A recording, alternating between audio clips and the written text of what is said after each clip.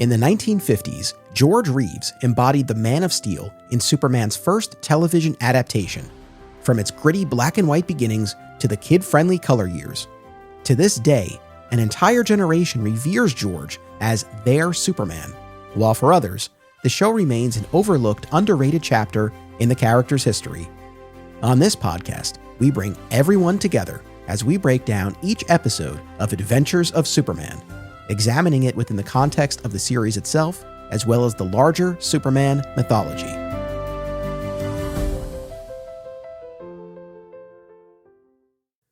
Welcome to another exciting episode in the Adventures of Superman. I'm your host, Anthony Desiato. Joining me to discuss Season 5, Episode 1, Peril in Paris, is returning guest, Rich Roney. Welcome to Season 5. Thanks for being here. I'm thrilled we're starting Season 5. I'm happy to be here. I think this is generally considered, even amongst the most hardcore George Reeves fans, the weak point of the series. And based on what you've rewatched, because you're going to be joining me for a bunch of these Season 5 episodes, as you typically do, and I know you've done your homework, as I've done mine. Do you agree with that assessment? Yes. And yes, I will say, though, my mood changed because I had so much fun with the first 4 seasons. I figured, I'll find some charm. I'll find something in each of these things that really energizes me, or is, they're not getting credit. Quite the opposite. I mean, I watched about 6 or 7 of these things, and they were a real slog. Your point that a lot of experts and enthusiasts think this is the low point, it proved so true. I mean, to prepare for this, and I know in the future we've got this first episode, and then we've got a number of others, but it was such a slog to get through these things. Yes. So I want to say that, I'll do my best to not beat up on these episodes as we make our way through. I know I'm going to have complaints as we do each episode, but let me just say, kind of big picture, like we've been saying, the color era overall, in my view at least, inferior to the black and white era of the show. However, in seasons 3 and 4, I found that in both of those seasons, there were high points, either entire episodes that actually could stand toe-to-toe with the black and white era, or that were so distinctly color era episodes, but they were fun, like The Wedding of Superman or Flight to the North. Dry Gulch, The Bully of Dry Gulch. Which I know is a favorite of yours. Or, as we've been talking about, even if the entire episode still left something to be desired, there were moments that we could really hone in on and find something to enjoy. Unfortunately, with very rare exception in Season 5, I just did not find that to be the case. It's kind of hard to even pinpoint highlights. There is an episode coming up that's a Perry-centric one. I will give that episode its flowers, and I think that's the strongest of the season. Although then that episode is followed by what I will argue is the worst episode of the entire series. So yeah, this one's a bit of a rough go. I'm not going to lie. This surprised me because I went in and I had so much love for some of the episodes in the first 4 seasons and found such interesting surprises. I figured, you know what?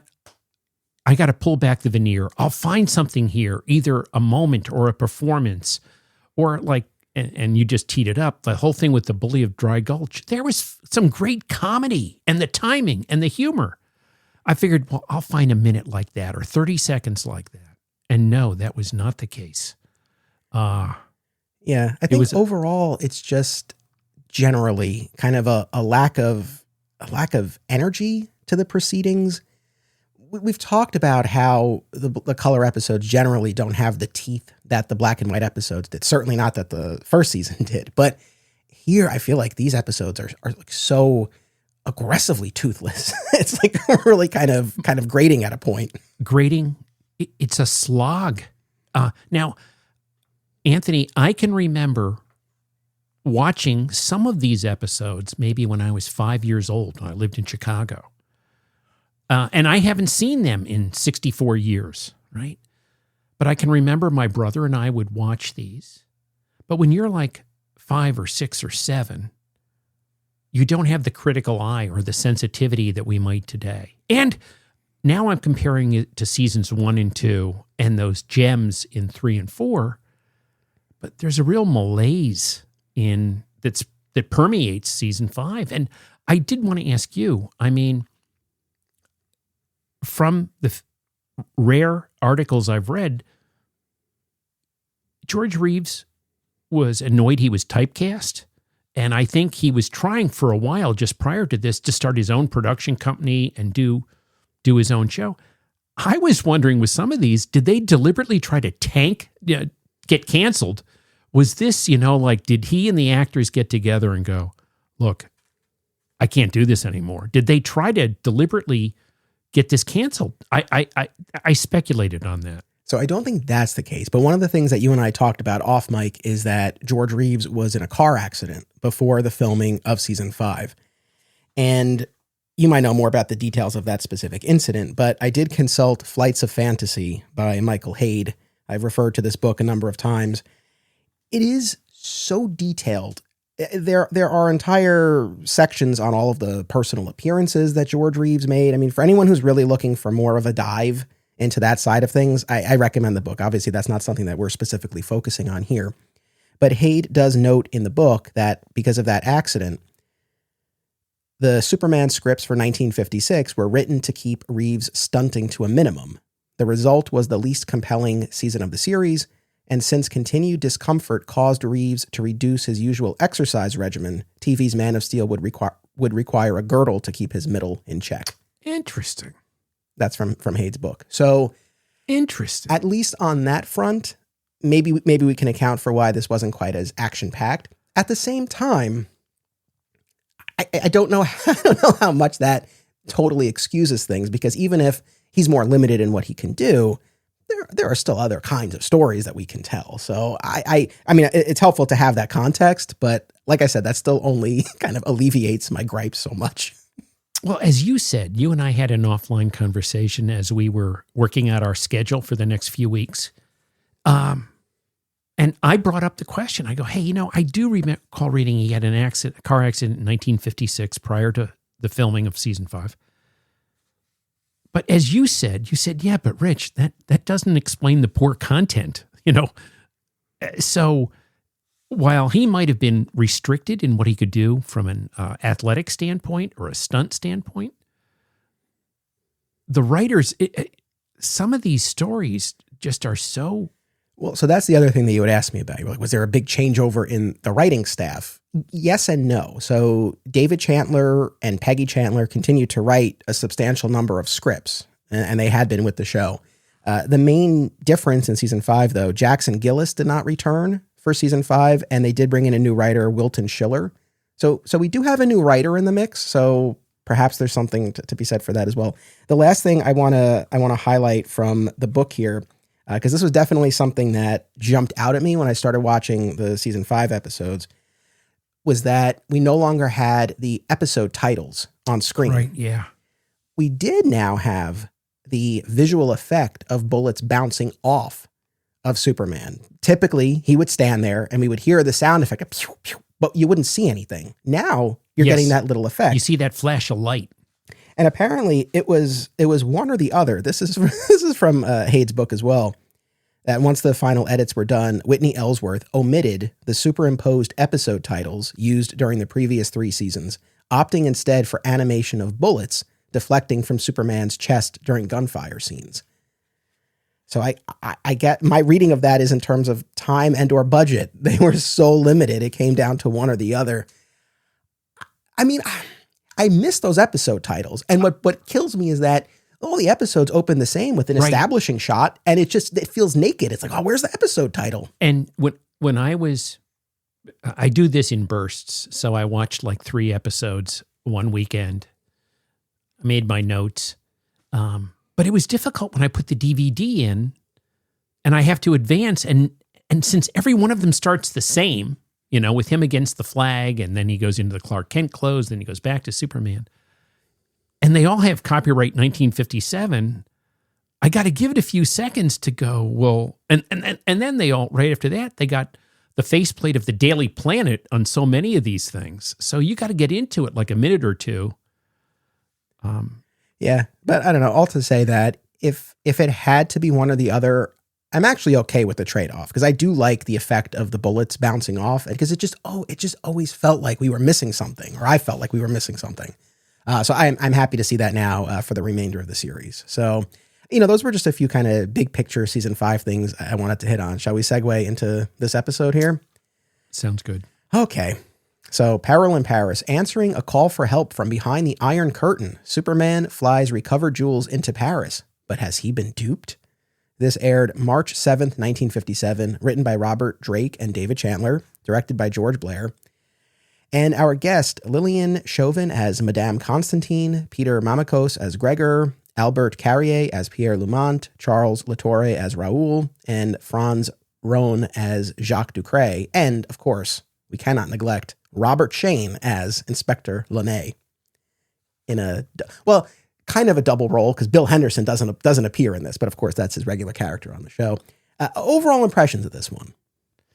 I enjoyed this one. Better than, it's fine. We spent like 10 minutes talking about, this season's terrible. And then, this one, not so bad. This one, well, and then also, Anthony, what was it? Just a couple of weeks ago, we were doing the Jolly Roger, and I was set to shove a screwdriver in my ear with that one. So the most recent one I watched was the Jolly Roger. I thought this was good. I really did. I mean, and listen, this evokes memories in me. I can remember being in elementary school during the Cold War. I can remember a lot of discussions. I think I told you my dad worked for a Belgian airline for over 35 years. But there was a lot of talk amongst his own employees and his coworkers and his associates about family that was trapped behind the Iron Curtain. And I can even remember being in Catholic school and, collecting money for the missions and stuff like that. And there was concern that, hey, this money will help motivate and foster faith in the Catholic faith in Russia. So this backdrop of the Iron Curtain was interesting. I remember hearing, like my dad's secretary was Belgian, a good friend of my dad's, worked for my dad, but he was a Czechoslovakian colonel who was trapped in the Paris embassy when the Iron Curtain fell. Wow. And fortunately, his wife and his children were with him, but the rest of his family was behind the Iron Curtain.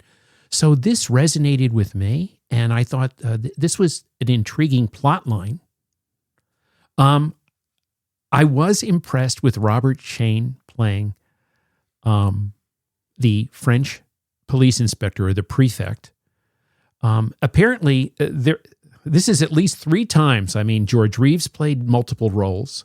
Jimmy was like a thug. Yeah, Kid Collins, who posed as Jimmy, yep. And then Shane, you and I have discussed this many times, the whimsical nature of their casting, Perry is the scientist in Peril by Sea. Some of these things, it's almost like a high school play going on. You can play that role, right? But Shane did a good job. He did. It's funny.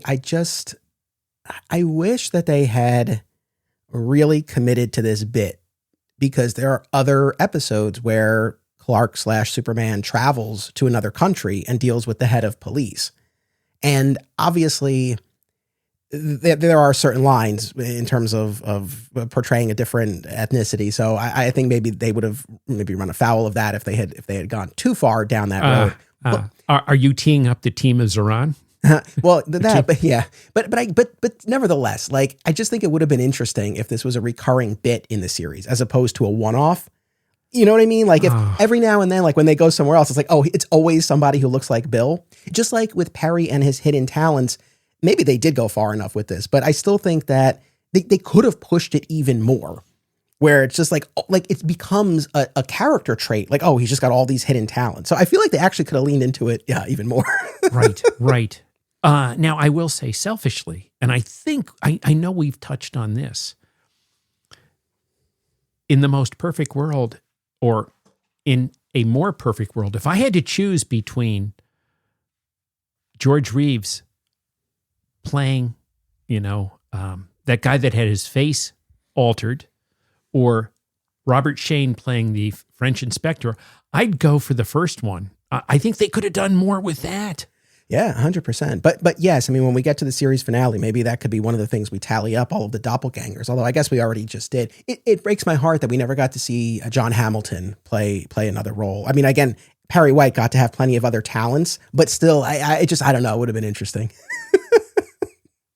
Yeah, I didn't think about that till you just popped the question. I didn't think about that. And of course, Noel Neal, same there, didn't have a doppelganger. Anyway, I guess my overall impressions of this one, better than I expected going in for my rewatch here.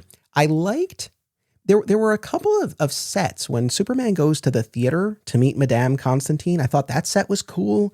And then the following scene when he meets up with her and Gregor to hand over the jewels, and it's this foggy Paris night. It felt very moody and atmospheric. I like the setting. And even the cellar towards the end, that was a new set. We've seen many, many, many times where they recycle the same sets. Even, I forget what episode we saw, the bad guy's apartment and Clark's apartment. The door was exactly this. I mean, the structure, it was the same apartment, right? Yeah. Now, what irked me, and I'm breaking your stride, and I apologize. It sounds like, I really think they figured we don't have much time. Screw the setup. All of a sudden, we just see them in Paris with no explanation.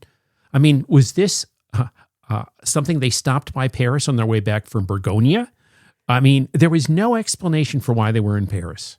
Yes, it is a very good question. Like, it's really not clear if they were already in Paris for a story and then they get called in to Lené's office, or if they went to Paris because Lené was like, we need your help. That's unclear. My last kind of big picture thing is that this episode doesn't totally come together for me, but there are two ingredients that I thought were really interesting, and I just wish they had been fleshed out more. I'll start with the more important one, which is there's a moment, which we'll get to, where it does appear that Superman has been duped into smuggling stolen jewels. And you see how shaken he is by that. How stymied. And he sits down on the bench, and it's a few seconds, but it's like, oh, this is a different challenge. He thought he was doing the right thing, but it seems that he was tricked. Conned. Yeah. And I just felt like, man, it would have been great to see that play out anymore. Wow, I agree so much. And that very scene where he starts wondering, hey, did they con me? Have they used me? And when he sits on the bench, he seems so perplexed. And I thought, wow, I wish they could have let that breathe a little bit more.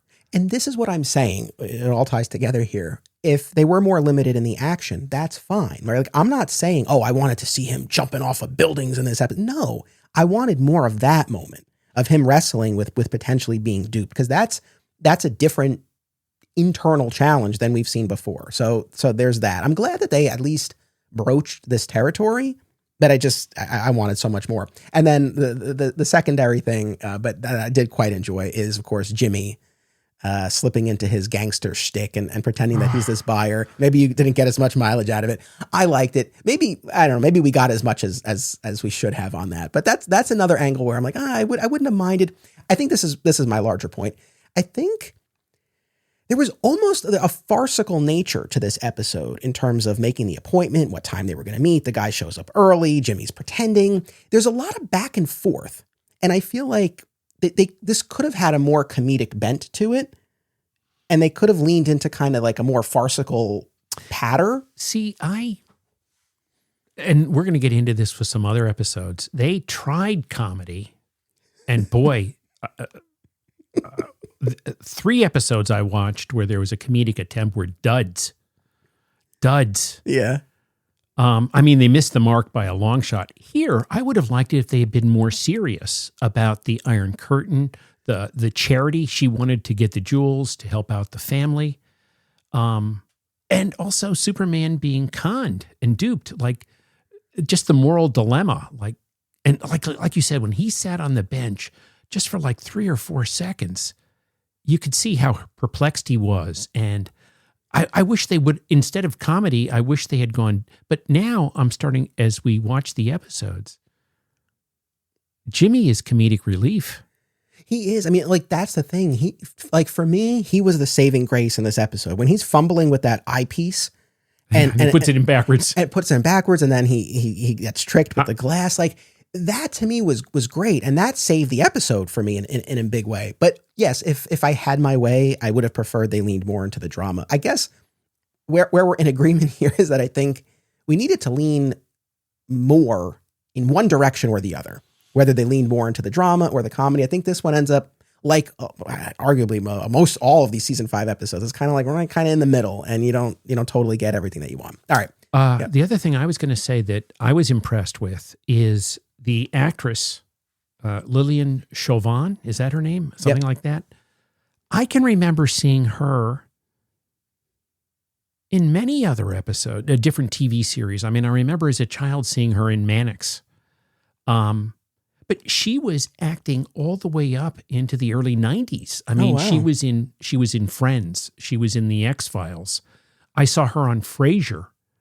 So I don't think she ever was a cast member in any type of series, but I can remember, like I said, seeing her on Mannix, some other shows in the 60s. I saw her on Frasier. She played Joey Tribbiani's grandmother on Friends. Okay. So she was an actress. And I think her presence in this added to the episode. My love of the TV series Smallville is well documented, and there's one rewatch podcast that's always at the top of my queue. Zach Moore's Always Hold On to Smallville, which continues with more great Smallville and Superman talk now that their series rewatch has concluded. Listen wherever you get podcasts. If you have children and are looking for a family-friendly store, look no further than Aw Yeah Comics. Visit one of their 3 locations, Harrison, New York, Muncie, Indiana, or Skokie, Illinois, and check out awyeahcomics.com for more. Their name says exactly how they feel about it. Aw yeah. Single Bound is a new podcast hosted by married couple Amy and Logan as they review single issues of comics. And if the title makes you think of Superman, you're not alone, as the Man of Steel is a regular topic of discussion. Listen and subscribe to Single Bound on Spotify and YouTube. Ever wonder what would happen if a person who knew barely anything about comics decided to absorb hundreds of Superman stories? Robbo is that kind of person, and that's exactly what he's doing on a new show called This Podcast Will Never Die. Listen and subscribe today. Fat Moose Comics, established in 1982, is New Jersey's best and oldest comic book store. Moose has that rare old-school comic shop feel and camaraderie, yet also remains a welcoming space for new fans. Visit them in Whippany or reach out via the Fat Moose Comics Facebook page. Whether you're an independent filmmaker or you just love movies, don't miss these New Jersey film festivals. Brightside Tavern in Jersey City, Hang On to Your Shorts in Asbury Park, and Round Reel in Bloomfield. Submission information for filmmakers can be found at filmfreeway.com. Yeah, I thought she was great. All right, we'll segue into our play-by-play here. In Paris, Clark and Jimmy are struck by the appearance of French Inspector Launay, who was a dead ringer for Bill Henderson.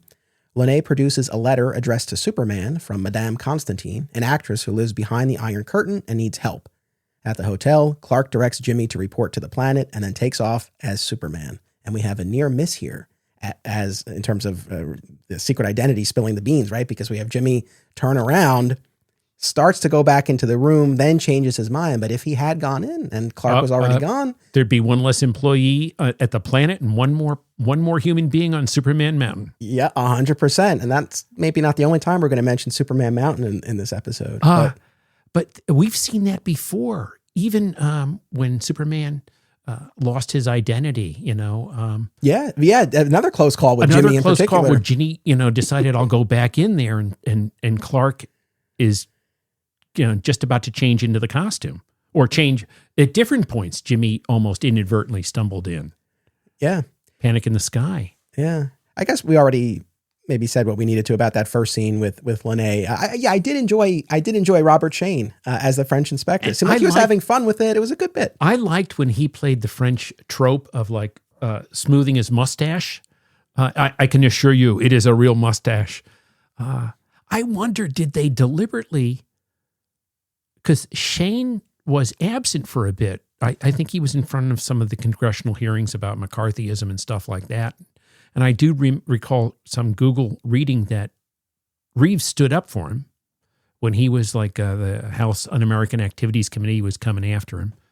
But did they figure like, hey, we got this guy under contract. I don't care. Put him in the episode. We're not paying him to sit on his hands. Because there was no Lois in this episode. No Perry, or maybe a phone call with Perry. No, I don't think there was. Unless I'm forgetting and it'll come up in my recap. But no, I don't think. Yeah. So yeah, I mean, I don't know. Again, it was an interesting, amusing use of him. And I did like that both Jimmy and Clark thought that it was Henderson doing a bit. Because it would have been easy to just make this Jimmy and Clark's like, knock it off. But like, I like that they were both thrown by this. Point. And I like that. Good point. All right. At the theater, Superman meets Madame Constantine and her man Gregor, who explain that they have taken back jewels originally stolen from her family, but need help getting them across the border. Reluctantly, Superman agrees. Now, I could say this for later, but I'll mention here, because this is where we first meet Gregor. And later, we'll learn that he's in league with these two thieves, Pierre and Raoul. The fake cops. But I feel like there's never any moment of acknowledgement of him betraying her.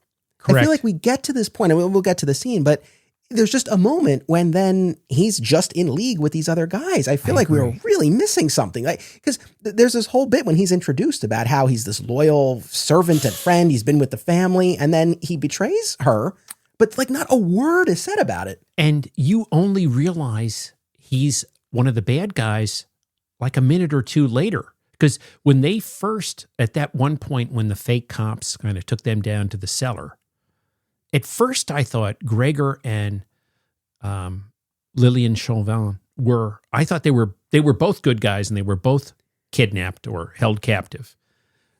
But you had to synthesize it.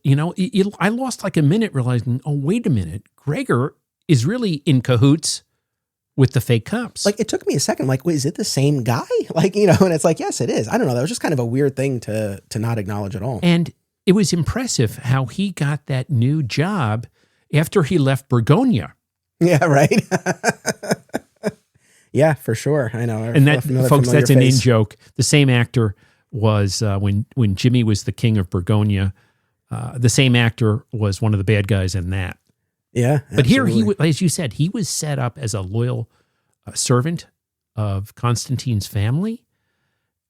And there was no explanation. There was no backstory for why he betrayed her. I know. What did you think of that scene in the theater? Because Superman is reluctant to smuggle these jewels, but he does ultimately agree, though he makes this point about like, I'm going to look into this. I'm going to check to make sure everything's on the up and up. So it's not like he just kind of blindly goes into this, but I thought this was also interesting territory to get into, of him essentially smuggling these jewels, but for a good cause. Reason. Like, he's making this moral judgment. It was interesting. I absolutely agree. I totally agree. And there has been other past episodes, like, and you've seen them. I haven't. I mean, or I've seen them like 60 years ago, but like that one episode where he becomes radioactive and he puts his hand near plants and the radioactivity kills the plant. So he can't go back to humanity. And then another episode where he's completely frozen. And that showed the stress. This was the first time it was kind of a moral dilemma. And I found it interesting. I wish there would have been a little bit more of this. Yeah, because there's this bit back and forth about like, well, how did she reclaim these jewels? Like, did you steal them? And it's like, well, it's not stealing because they were stolen from us. We were just reclaiming. Yeah, that was interesting. Again, an area where it would have been cool to dig in further. Next, on a foggy Paris night, Superman meets with the pair as planned to return the jewels, but they are arrested by the French police, or so it seems, who explain that Superman has been duped by smugglers. An ashamed Superman sits on the bench in disbelief. I mean, we already talked about this, but great. Such a great moment. Absolutely. I think that was the high point of the episode for me. And the guy, Pierre, who's posing as one of these police officers, but at this moment, we think he's an actual police officer, really lays a guilt trip on Superman. Something to the effect of, like, I'm not going to try to arrest you. People put a lot of faith in you. And Superman, he's like, I've always tried to live up to that faith, and hangs his head. I mean, he's real. Again, great moment, great acting. Loved it. Amen. The next day, Lene explains to Clark that there's no record of any arrest or of the officers in question. So again, this whole bit about, oh man, Superman's like completely out the window. We start to get to the bottom of it pretty quickly. Lene explains that if the jewels were stolen, they'd need someone to cut them, and points Clark to Jacques Ducret, recently released from prison. Superman pays Ducret a visit at his shop, instructs him to spread the word that a wealthy American wants to buy the jewels, and tells him to wait for Clark, who will be at the shop at 5 o'clock. And that's our act break. Anything about that exchange with them that stood out to you? No. That's fine. I want to give the opportunity, but that's fine. Some of these scenes, they kind of speak for themselves. Okay. At their hideout, the fake police officers, who are actually Pierre and Raoul, along with Gregor, have Madame captive. They discuss the potential American buyer and recognize they'll likely need Ducret's services. So we have from both sides now kind of all converging on the same person here. Like we talked about, no acknowledgement of Gregor's betrayal. So I didn't, going through Hade's book, I mean, unless I missed it, I didn't, because he'll often have like deleted exchanges or scenes from the script, and I didn't come across anything that acknowledged it unless I missed it. But I mean, I wonder, I would like to think at some point in the scripting of this, there was some thought of like, hey, maybe we should address this. But obviously they didn't. At the hotel, Clark directs Jimmy to wait for the thieves' call and to set the meeting for no earlier than 7 o'clock. Okay, this is maybe getting a little nitpicky here. Why the hell does Clark need so much time in this episode? There's such a point about you cannot meet before 7 o'clock. It's like, what? This guy's like a super speed. I don't understand why we need so much time. I don't either. It seemed kind of arbitrary, like to create the tension. Yeah. For the plot line. Yeah. Artificial tension.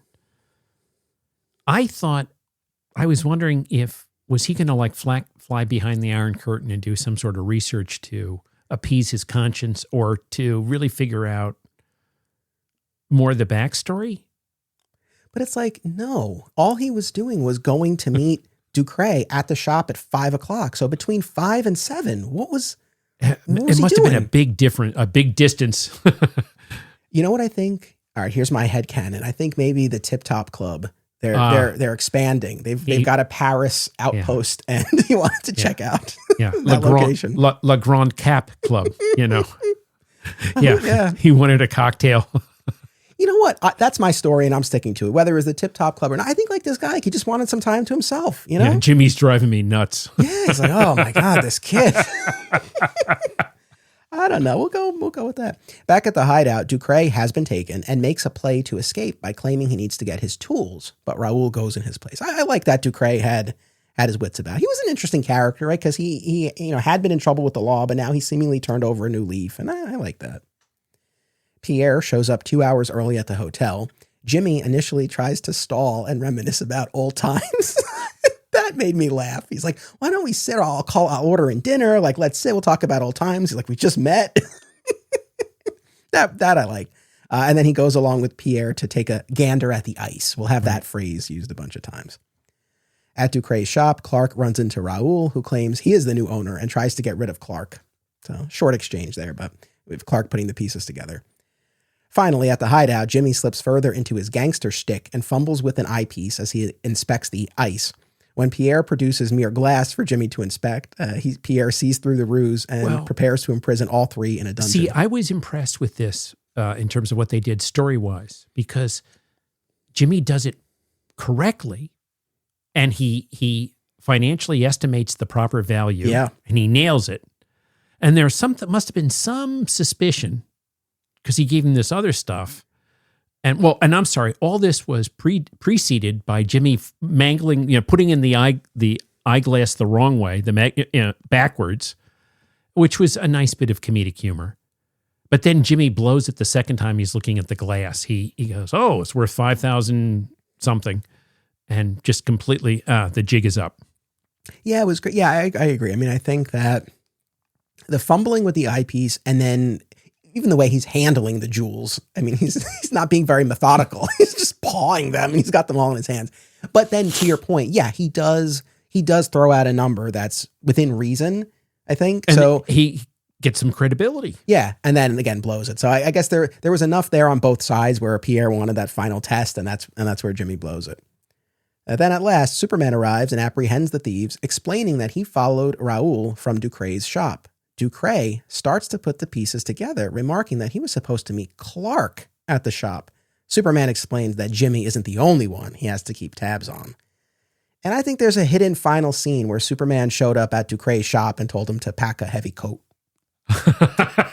Because I think Superman Mountain's getting a jeweler. Yeah. Aunt Louise is going to have somebody to play cards with. Right? I love, that's once again, that's my headcanon. I think that guy got a one-way trip to Superman Mountain. Yeah, but we just didn't have the intro line. Pack some warm clothes. Yep. Or maybe it was spring and you didn't need clothes that warm this time of the year. Yeah. Now, I was impressed with the set for the bad guy's hideout, that cellar. Even with the stairs going down, I was definitely impressed with that. It was a different visual. Yeah. You brought up as we started this that, I guess Superman or Reeves had to wear a girdle when he was wearing a Superman costume. But when he was in his Clark Kent clothes, he looked to me perfectly fine. Yeah. And again, that's a quote from the book. I can't verify that, but that's, yeah. But I do seem to think that he messed up his ribs. So that would give credence to the girdle to make him look fit. But it seemed this is one time when the bad guys, there was no karate chops whatsoever. These guys just jumped into the hole, the cavern underneath the bad guy's hideout. They just jumped in. There was no threat of violence. Superman just smiled at him and waved, and they just jumped down. I mean, the funny thing is, it makes sense, right? That's the funny thing. It is a departure from what we typically see. You're right. But it's like all the other instances, those are the ones that don't make sense. Like people know about Superman. Why are people trying to fight him? Right. Like this actually makes all the sense in the world that they're like, all right, fine, I'll just get it. Yeah. And he didn't even do the stuff where he bangs the heads together. I know. So the ribs must have been pretty tender. My favorite in the color era is when the bad guys just run into a wall or a door and just, but not hard at all, but they're rendered unconscious. That's my favorite, I think, in the We've seen that a few times. We've seen that in The Face and the Voice at the end. We've seen that a number of times. Now, no, go ahead. At the absolute end, I just want to comment on something, but I want to let you finish some of the... That's all I got, man. We're just going to give our rating, so you go for it. Well, I did notice the button at the very, very, very end was it Ducre you asked the question or Jimmy? Hey, I thought it was... Ducre. Ducre was like, I was supposed to meet Clark there. Okay. And then, but I thought Jimmy asked a question. I think he might. There might be, yes. He did ask something. And then he said something, well, Jimmy, you're not the only one I have to watch out for. I have to watch out for Clark Kent too. And then he winks to the camera. Listen, before we get to our ratings, I'll tell you there were 4 things I really liked about this episode. I really liked the plot line with the Iron Curtain, all the remnants of World War II, the desire on Madame Constantine to use the jewels for compassionate purposes. So I like that whole Iron Curtain tension.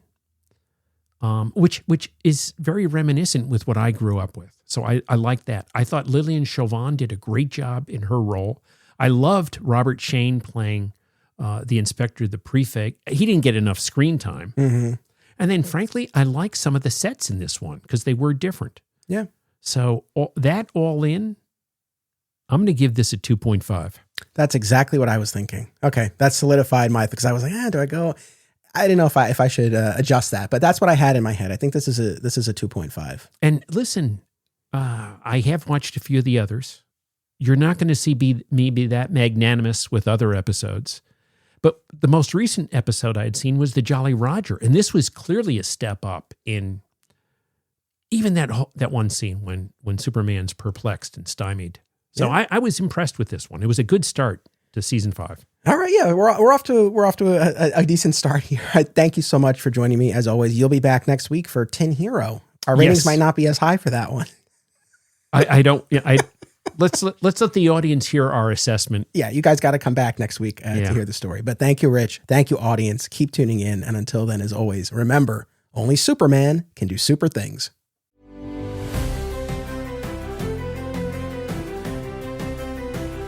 This podcast is an affiliate of BCW Supplies. The next time you need to restock on comic book bags, boards, boxes, and more, be sure to use promo code FSP to save 10% on your order. That's FSP for Flat Squirrel Productions. It helps support the show too. Thank you. Another way to support the show and receive exclusive content, including the spin-off podcast Beyond Metropolis, is by becoming a member at patreon.com/Anthony Desiato. My sincere thanks to all patrons. Please subscribe, rate, and review today via your podcast platform of choice, and continue the conversation by joining us on social media. Flat Squirrel Podcasts is also home to Digging for Kryptonite, a Superman fan journey, a long-running weekly series mining Superman's vast mythology across time and media. Subscribe today. Another exciting episode is a Flat Squirrel production. Key art by Greg Schiegel and theme music by Dan Pritchard.